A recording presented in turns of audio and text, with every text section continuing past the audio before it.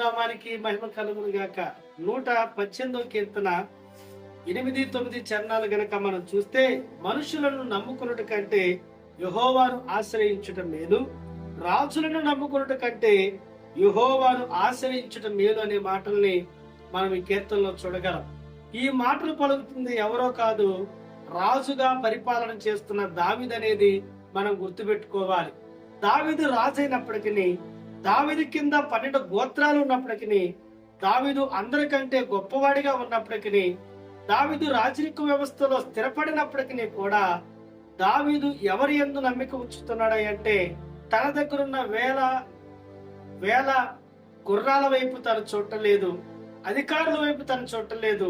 తన చుట్టూ కూడా మరి సింహాన్ని చంపిన వ్యక్తులు ఉన్నారు, ఒక్క దెబ్బతో 300 మందిని చంపిన వ్యక్తులు ఉన్నారు, రకరకాలుగా మంచి యుద్ధ నైపుణ్యం కలిగిన వారు ఉన్నప్పటికీ కూడా తన రాజ్యాన్ని నమ్మక, తన ధనాన్ని నమ్మక, తన శౌర్యాన్ని నమ్మక, తన బలాన్ని నమ్మక, తమ రథాలను నమ్ముకొనక ఎవరిని నమ్ముతున్నాడు ఈ దావీదు అంటే, యెహోవాను ఆశ్రయించుట మేలు, యెహోవా యందు నమ్మిక ఉంచుట మేలు, రాజులను నమ్ముకున్నట కంటే మాట తన గురించి తానే చెప్తున్నాడేమో అనిపిస్తాడు.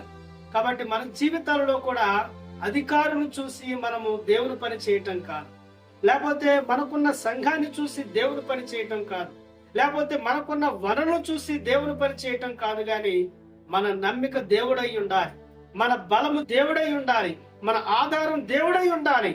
నేటి దినాల్లో వారి యొక్క నమ్మిక బ్యాంక్ బ్యాలెన్స్ అయిపోతా ఉంది.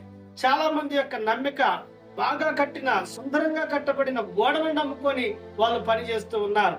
సంఖ్యాబలం కలిగిన ప్రజలు చూసుకొని వాళ్ళు పనిచేస్తూ ఉన్నారు. ఇలాంటి దినాలలో దావీదు మనకు హెచ్చరికిస్తున్నాడు. ఏంటిది హెచ్చరిక అంటే, రాజుని నమ్మొద్దండి, అధికారులను నమ్మొద్దండి, ధనాన్ని నమ్ముకోవద్దండి, బలాన్ని నమ్ముకోవద్దండి. ఈ లోకంలో దేనిని నమ్మక రాజులకు రాజైన యెహోవాను ఆశ్రయించడానికి మేలు కలుగుతాది. కాబట్టి మన చుట్టూ ఉన్న వాటి మీద నమ్మకాన్ని విడిచిపెట్టి మనల్ని పుట్టించిన వారి వైపు నమ్మకాన్ని కలిగిద్దాం. దేవుడి మాటలు దీవించునుగా.